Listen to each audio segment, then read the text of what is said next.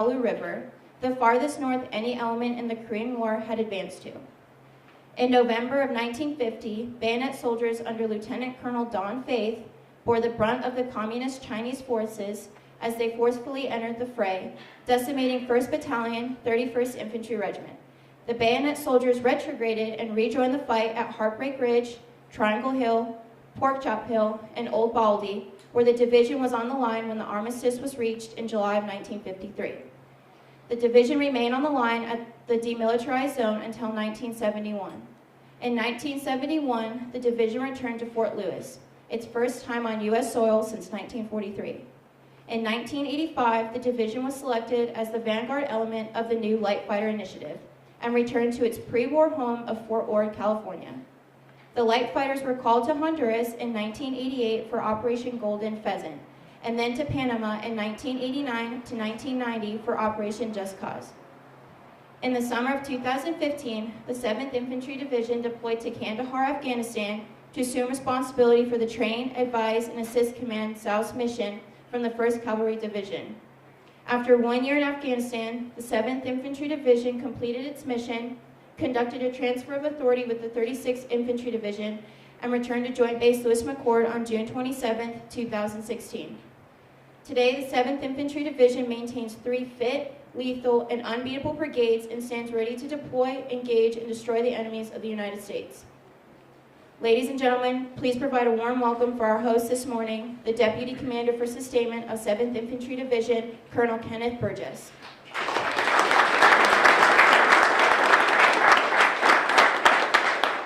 I appreciate it. On behalf of Major General Smith and Sergeant Major Lawless, I want to welcome everyone here to our 105th birthday celebration for the 7th Infantry Division. In particular, General Ryan, Corps Deputy Commander, thank you. Lynn, appreciate you being here. Major General Taylor, Joanne, wife of the late Frank, who was a huge supporter of this division and other soldiers across our installation. We appreciate his legacy and your presence as well. Isabella, thank you for what you do with the Lewis chapter as the president for the local AUSA chapter here, and continued advocacy for our soldiers as well as our units. I saw Heidi in here earlier, curator of the museum. Such a festive environment that you guys have established, and what a wonderful tribute to the soldiers that have served not only within the 7th Infantry Division, but those soldiers that have served here at Joint Base Lewis McChord over the years, and appreciate what you do to keep those memories living. For the brass band, thank you so much. Always awesome to have you guys in attendance, and all the festive holiday music that you'll be providing in the events to come, that I hope we get participation from our community out. And then to the Division G1 team, PAO, HSE, thanks for putting this on. You know, it's fitting that we do these kind of remembrance and memories, provide the memory for those that have served before us, the memories of our units, and certainly those that have fallen before us. December 6, 1917 is what we call, that was when we were activated, and so 105 years to the day is what we're celebrating, with all of us being here this morning. It's fitting that this annual celebration is nested among holidays of both historical and spiritual reflection and remembrance. The historical reflection, the campaigns, the valor, the grit, and the determination of our forefathers. The remembrance, the sacrifice of those that served and the thousands that died while wearing our patch and carrying the banner that we still assemble under today. The 7th Infantry Division isn't necessarily flashy. It's not as well known as other storied divisions across our Army, yet just a glimpse and a brief understanding of its history, and you realize and you appreciate the enormity of its contributions and no doubt the bravery of its soldiers. World War II and the Korean War is where our unit saw the most intensity as bayonet soldiers fought major ground campaigns across the Pacific Islands and on the Korean Peninsula. Red Beach and the frozen tundra of Attu, where the likes of Private Joseph Martinez led the way. Hard-fought amphibious assaults and pitched jungle battles across the Marshall Islands, Leyte, and with bayonets fixed and following the 105 or the 155 cannons, we gained a foothold and raised the American flag over Okinawa. 5 years later, 7th Infantry Division drove inward with Incheon and then north.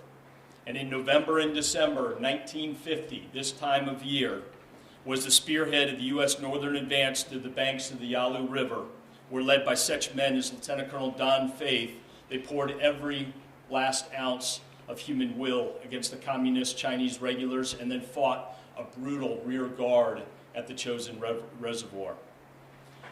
But with this cake cutting, we're not only celebrating our past and to remember those that have gone before us, but also to recognize our future.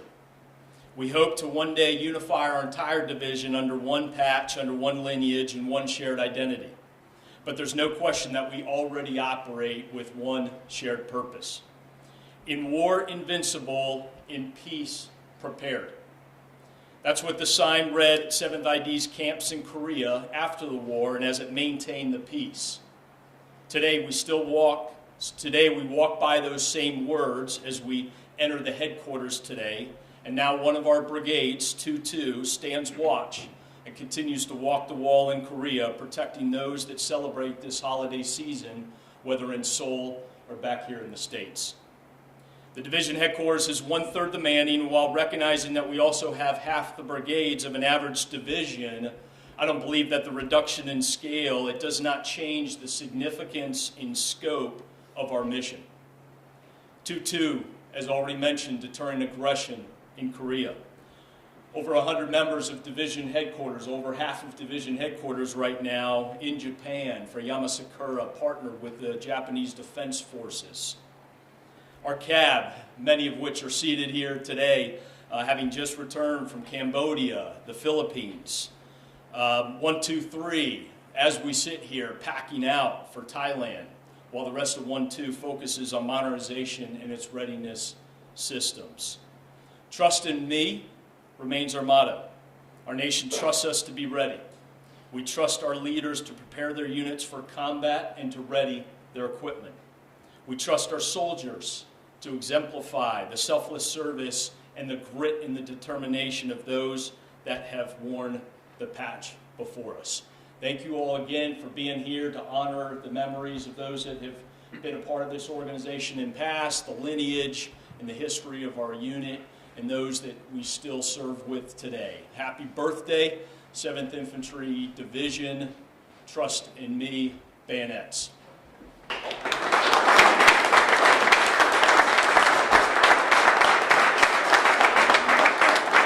Ladies and gentlemen, one of our most important traditions in the United States Army is the cutting of the ceremonial cake, commemorating 105 years of 7th Infantry Division's long and illustrious history.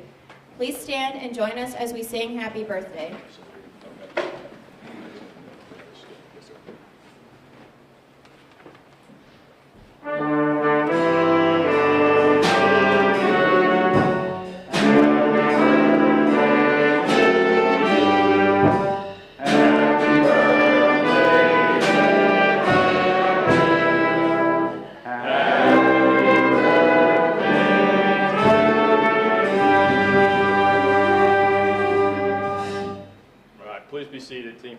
Please be seated.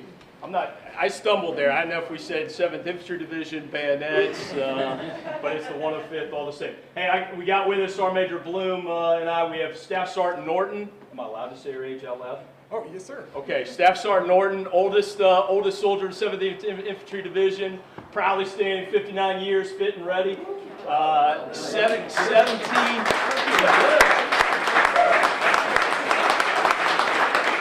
He's the one holding the bayonet, so I got to be careful here. Yeah, but 17 years in the Navy, and then he did the blue to green crossover. Yes, sir. And been serving strong ever since, right?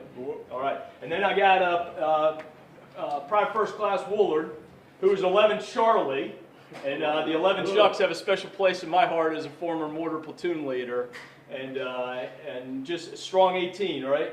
Okay, so 18 years old, so I won't do public math, but we're talking about a 40-plus year swing there, and it's awesome to be standing next to these two representatives of the 7th Infantry Division. So with that, I think we're going to cut the cake, right? All right. All right, go ahead. Good, yeah.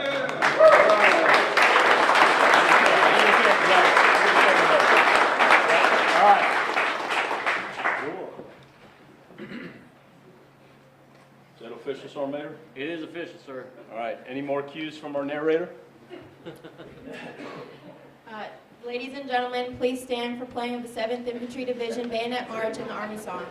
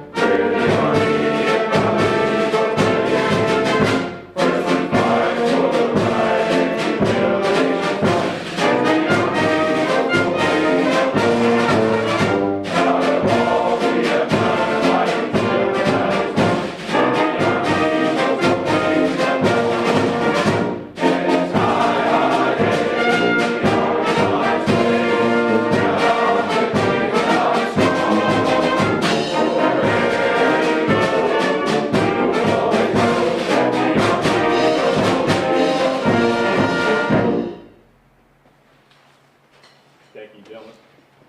That's on behalf of the Commanding General and Command Sergeant Major. Thank you, sir. Yeah, thank you. All right, I did.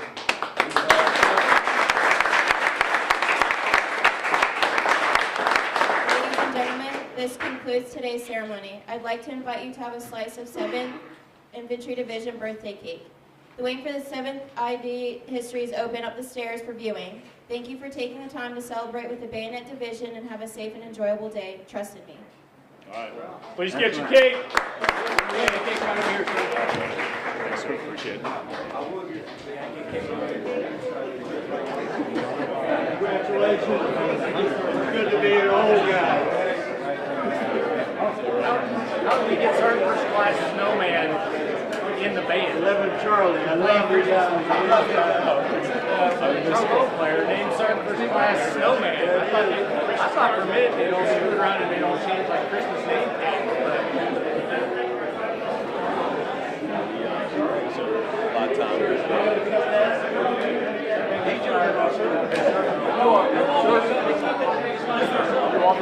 Yes, sir. Okay, sir. You're L&L.